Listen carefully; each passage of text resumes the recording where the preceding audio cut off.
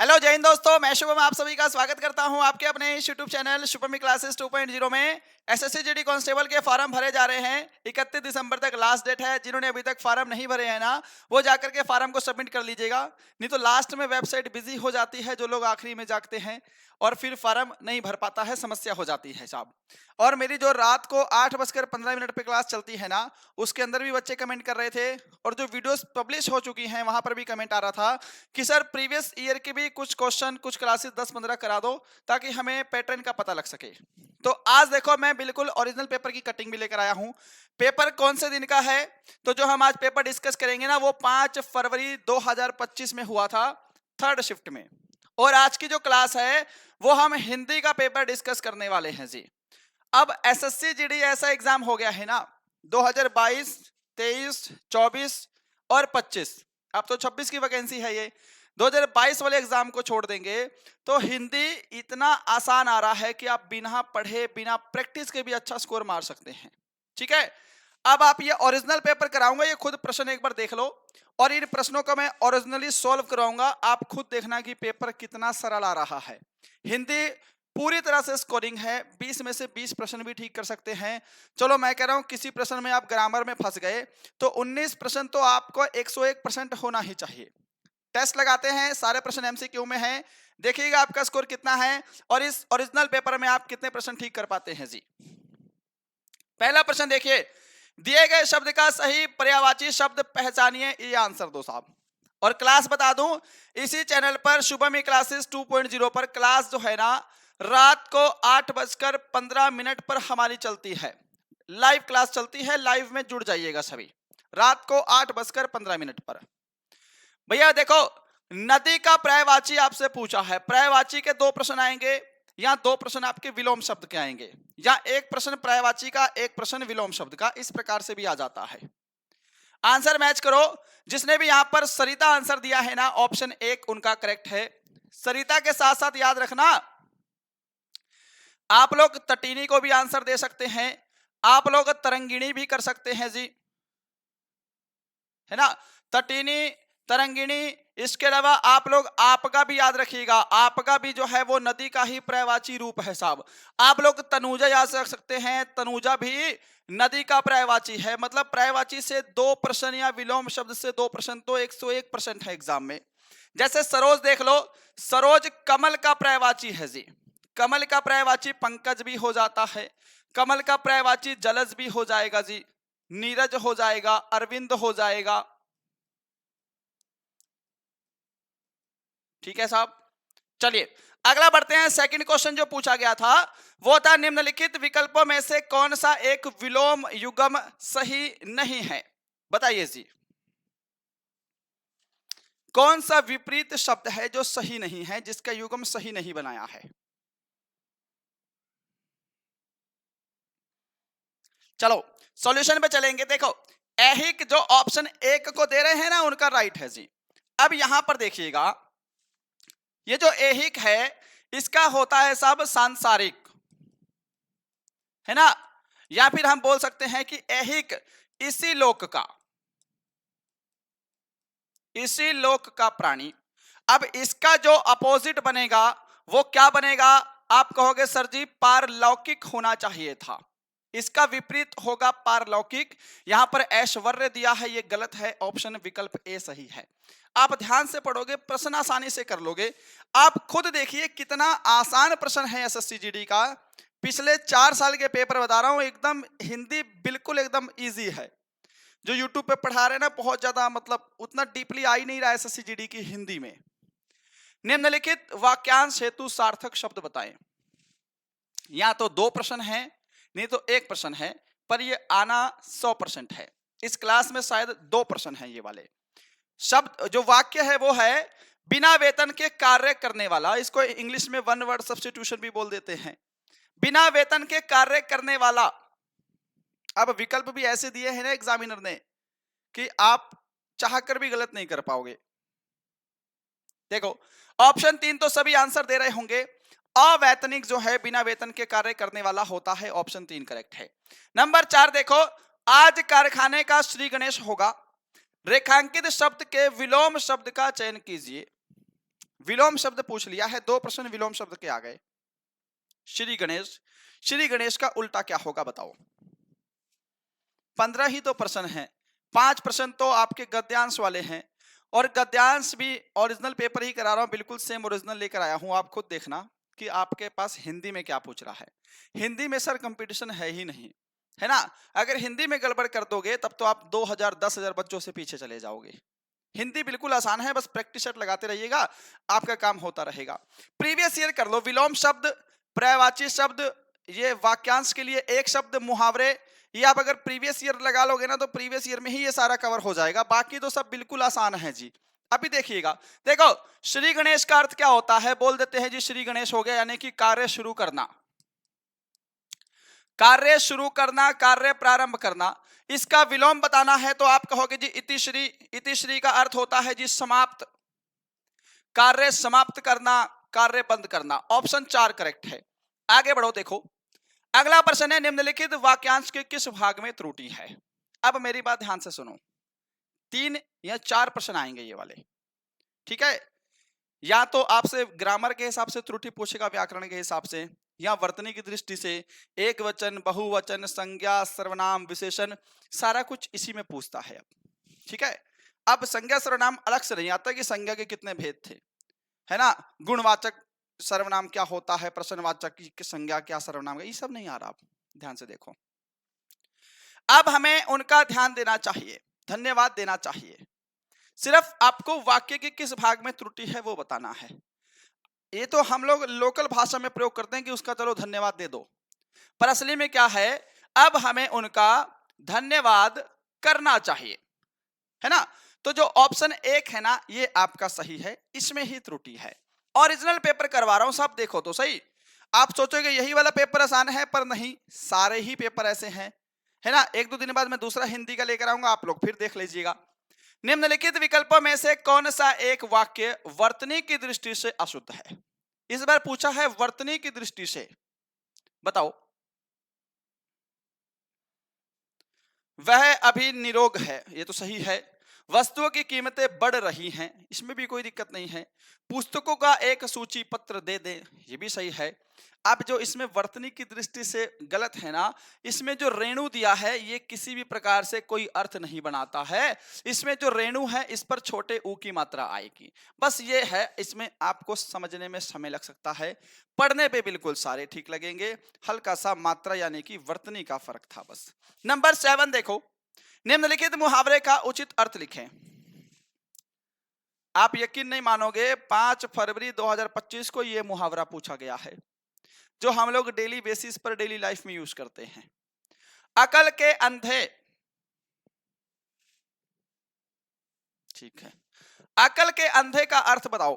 क्या नहीं बता पाओगे इसका अर्थ? अकल का अंधा क्या होता है? बुद्धिहीन होता है। हम तो आपस में ही बोल देते हैं कि भैया अकल का अंधा है, दिमाग से पैदल है, ठीक है। ऑप्शन आपका 2 करेक्ट है। पागल मत रखना, पागल होना अलग चीज हो गया, यादाश्त खोना अलग चीज हो गया। अकल का अंधा यानी कि बुद्धिहीन व्यक्ति, जिसके अंदर बुद्धि कम है ना, चवन्नी कम है। अगला प्रश्न देखो, नंबर 8, दिए गए शब्द का उचित विलोम शब्द चुनिए। शब्द दिया है आपको अथ। अब इसके लिए आपको जो अथ शब्द है इसका अर्थ पता होना चाहिए, तभी तो कर पाओगे। अथ शब्द का अर्थ क्या होता है? इसका अर्थ होता है जी आरंभ, है ना, शुरू करना, प्रारंभ करना। आरंभ है प्रचंड बोल मस्तकों के। चलो भाई, अर्थ का अपोजिट क्या होगा? इति होगा। इति का अर्थ क्या होता है जी? समाप्त करना होता है। इसका ये आपका आंसर हो जाएगा ऑप्शन 2। किसी को कोई दिक्कत? आगे देखो जो प्रश्न पूछा गया था, निम्नलिखित वाक्यांश के लिए एक सार्थक शब्द चुनिए।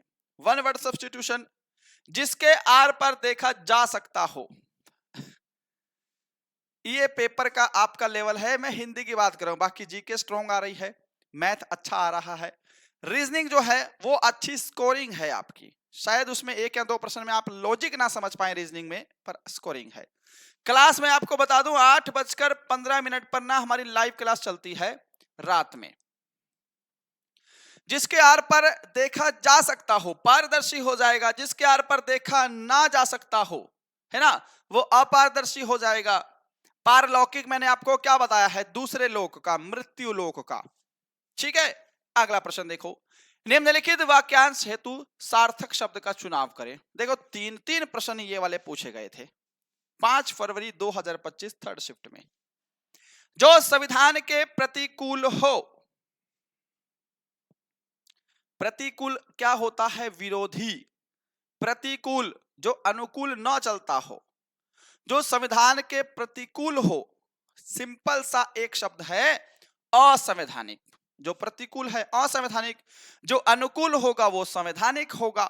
बस 11 नंबर देखो, निम्नलिखित में से एक वचन की दृष्टि से शुद्ध वाक्य है। अब यहां पर आपने प्रश्न ध्यान से नहीं पढ़ा तो फंसे रह जाओगे, ठीक है, क्योंकि चारों वाक्य सही हैं। मैंने नए कपड़े खरीदे, तुम्हें यह आदत छोड़ देनी चाहिए, ये दोनों भाई बड़े समझदार हैं, कुछ महिलाएं बाजार जा रही हैं, सारे ठीक हैं। परंतु क्या है जो आपसे पूछा गया है, उसमें क्या कहना चाह रहा है ये, उसमें ये कहना चाह रहा है कि एक वचन की दृष्टि से सिंगुलर होना चाहिए। मैंने नए कपड़े, कपड़े क्या है जी, बहुवचन हो गया। दोनों भाई बहुवचन है, महिलाएं भी बहुवचन है, पर तुम्हें यह आदत छोड़ देनी चाहिए एक वचन है। तुम्हें भी एक वचन है, आदत भी एक वचन है, कोई समस्या नहीं है। ठीक है, आगे देखो, मुहावरे और उसके अर्थ के लिए सही विकल्प चुने। मैं बस आपको ना प्रीवियस ईयर पेपर रिवाइज करवा रहा हूं, आप लोग टेस्ट लगा लो, देखो स्कोर क्या बन रहा है। उल्टी गंगा बहना, क्या ये नहीं बता पाओगे आप? किसी दिन दूसरा पेपर भी लेके आऊंगा हिंदी का, फिर देखना। और मैं सोच रहा हूं ना कि डेली आपको एक पेपर एसएससी जीडी के प्रीवियस ईयर का दे दूं। कल सोच रहा हूं एक रीजनिंग का प्रीवियस ईयर करा दूं। देखो तो सही स्कोर क्या बन रहा है। उल्टी गंगा बहना क्या होता है भाई? हाँ जी, उल्टी गंगा बहना प्रतिकूल कार्य, मतलब कि उल्टा कार्य होना, गलत काम हो जाना। ठीक है, प्रतिकूल में आप ये प्रतिकूल देखना, यहां पे प्रतिकूल का जो शब्द है उसकी वर्तनी अशुद्ध है। अगला प्रश्न देखो साहब क्या पूछा गया था, ये देखो, फिल इन द ब्लैंक्स यानी कि रिक्त स्थान भरने वाले भी प्रश्न आपके पास दो आएंगे एग्जाम में। भारत ने इस वर्ष यूरोप को गेहूं डैश किया, रिक्त स्थान की पूर्ति के लिए उचित सार्थक शब्द क्या है? संयोग, निर्माण, निर्यात, उत्कर्ष। संयोग तो अलग चीज हो गई, उत्कर्ष क्या होता है, खुशी, हर्ष, उल्लास। निर्यात क्या होता है साहब, बाहर किसी को माल भेजना, निर्यात कहलाता है। भारत ने इस वर्ष यूरोप को गेहूं निर्यात किया, ऑप्शन 3 बिल्कुल सही है जी। ठीक है, देखो अगला प्रश्न देखो, आप प्रश्नों का लेवल देखो फिर बात करना। हिंदी तो फ्री के नंबर है, मैं तो कह रहा हूं। मैं पिछले 2023, 24, 25 तीनों ही एग्जाम की बात कर रहा हूं, तीनों का सेम है। मां ने मुझे दही लाने को कहा, इस वाक्य में जो दही है शब्द का तत्सम रूप प्रयुक्त कर वाक्य पूर्ण कीजिए। तत्सम और तद्भव से अब ऐसे प्रश्न बनते हैं, एक वचन, बहुवचन, संज्ञा, सर्वनाम, जो मैंने अभी बताया था पिछले 2 प्रश्न में, उस टाइप से प्रश्न आ रहे हैं। डायरेक्टली नहीं आ रहा है, ऐसे आपको वाक्य के रूप में दे रहा है। दही का तत्सम पता है, दही का तत्सम होता है दधी। देख लो कहां पर है, ऑप्शन 2 में है। बस क्षीर क्या होता है, खीर का होता है, दधी जो है दही का है, बस दुग्ध दूध का है जी। अगला प्रश्न देखो 15, रेखांकित शब्द के स्थान पर सर्वोचित विकल्प चुनिए। उसका घर जलकर राख हो गया, इसलिए वह मालामाल हो गया है। इसमें रेखांकित कौन सा शब्द है, मालामाल। इसकी जगह पर उचित शब्द वो लगाना है जो इस वाक्य को अर्थपूर्ण और सही बनाएगा। बताइए, चलें भाई। देखो, उसका घर जलकर राख हो गया है इसलिए वह कंगाल हो जाएगा। यहां पर आप ऑप्शन 4 को आंसर दोगे, कंगाल। बस अब देखो यहां पर आपके 15 प्रश्न बिल्कुल सिंपल है जो मैंने आपको कराए हैं। आपके पास पेपर ही ऐसा आ रहा है, आपको 5 मिनट भी नहीं लगेगा हिंदी सॉल्व करने में। अब जो यहां पर आपको गद्यांश दिया है, अगले 5 प्रश्न जो गद्यांश वाले हैं, ये शायद आपको अच्छे से स्क्रीन पर ना दिखाई दे। मैं इसको और जूम कर देता हूं, ऊपर वाले गद्यांश को हटा देता हूं। देखो बड़ा था तो मैंने सिर्फ 17 तक लिए हैं, टोटल 20 प्रश्न है पूरे, ऐसी बात नहीं है। बाकी जो आगे वाले जो 3 है प्रश्न, उसका मैंने गद्यांश अलग कर दिया है, इन्हीं तो पूरे पेज पर आ जा रहा था। गद्यांश पढ़ो, महाभारत सॉरी रामायण से रिलेटेड है। भरत अयोध्या के राजा डैश के पुत्र थे। मुझे तो नहीं लग रहा कि आपको ऑप्शन भी देखने पड़ेंगे। भरत अयोध्या के राजा श्री दशरथ के पुत्र थे। नंबर देखो आप 17। भरत अयोध्या के राजा दशरथ के पुत्र थे। इनकी माता का नाम कैकेयी था। कैकेयी ने राजा दशरथ से भरत को राजगद्दी और राम को डैश के वनवास का वरदान मांगा। राम को 14 वर्ष के वनवास का वरदान मांगा। यह प्रश्न आपके एसएससी जीडी का है। आप यहां पर देखो वही है। अब मैंने ना पूरा नहीं लिया है, बाकी 18, 19, 20 यहां से ले लिए हैं। जब रामचंद्र जी नहीं लौटे तो वह उनकी डैश लेकर लौट आए। भरत की बात कर रहा है। जब रामचंद्र जी नहीं लौटे तो भरत उनकी खड़ाऊं लेकर लौट आए। ठीक है। खड़ाओं को सिंहासन पर रखकर राम के डैश के रूप में शासन करने का काम करने लगे। इसमें हल्की सी आपकी हिंदी स्ट्रांग हो जानी चाहिए। उत्तराधिकारी, भाई, प्रतिनिधि, सेवक, क्या आंसर करोगे इधर? उत्तराधिकारी क्या होता है भैया जी? इनके बाद तो वाइस कैप्टन, समझ गए ना, मैं ही राजा बनूंगा। तो ऐसा भी नहीं था, भाई के तौर पर कार्य कर रहे थे। पर देखो जो शुद्ध शब्द होगा, राम के प्रतिनिधि के रूप में शासन करने का काम करने लगे। प्रतिनिधि क्या होता है कि अगर मान लीजिए कोई उपस्थित है तो उसकी जगह पर काम कर रहा है, या फिर उनके रूप के समान काम कर रहा है। जब वो आ जाएंगे तो उनको वापस पदभार सौंप दिया जाएगा। वो प्रतिनिधि काम करते हैं। ठीक है। अब ये देख लो आखिरी प्रश्न। इसमें ऑप्शन 2 ही हैं, 2 ऑप्शन ना ये नेक्स्ट पेज पर चले गए हैं, है ना। तिरस्कार और कृतघ्न। चलो साहब, तिरस्कार और नंबर 4 वाला है जी कृतघ्न। कृतघ्न क्या है? संसार में ऐसा दूसरा देखने को नहीं मिलता। संसार में ऐसा त्याग दूसरा देखने को नहीं मिलता। भरत ने त्याग ही तो दिया था अपनी राजगद्दी का। बस ये आपके हिंदी का पेपर है। मैं कह रहा हूं हिंदी में तो कोई दिक्कत नहीं है। कल मैं आपको रीजनिंग या जीके का पेपर कराऊंगा। आप लोग कमेंट करना कि कल भी मैं सोच रहा हूं 5-10 दिन तो लगातार ये वीडियो डालूंगा जब तक आपके फॉर्म भरे जा रहे हैं। कल जीके का ओरिजिनल पेपर डालूं या फिर रीजनिंग का? बताओ जल्दी से, है ना। रीजनिंग का ओरिजिनल पेपर डिस्कस करोगे आप लोग? कमेंट कर देना, कल इसकी क्लास करवा दूंगा मैं। ठीक है। आसान पेपर आ रहा है। देखो जी, हिंदी तो आसान है। जीके, रीजनिंग, मैथ में थोड़ा कंपटीशन है और अच्छा खासा कंपटीशन है। मैथ आप अगर स्ट्रॉन्ग है तो पूरे की पूरे नंबर ले सकते हो। रीजनिंग भी पूरे में पूरे ले सकते हो, बस आपकी प्रैक्टिस अच्छी होनी चाहिए। पर मैं फिर भी कह रहा हूं कि रीजनिंग के 20 में से 20 नहीं तो 18 तो बन जाएंगे। मैथ में 15 तो बन ही जाएंगे। जीके में आपको 15 कम से कम करने पड़ेंगे भाई, बात तभी बनेगी, है ना। मेरी क्लास रात को 8:15 पे होती है। जीके पढ़ाते हैं ज्यादा। मिलूंगा कल किसी अच्छे सेशन के साथ। सभी को जय हिंद, जय Bharat. Thank you so much.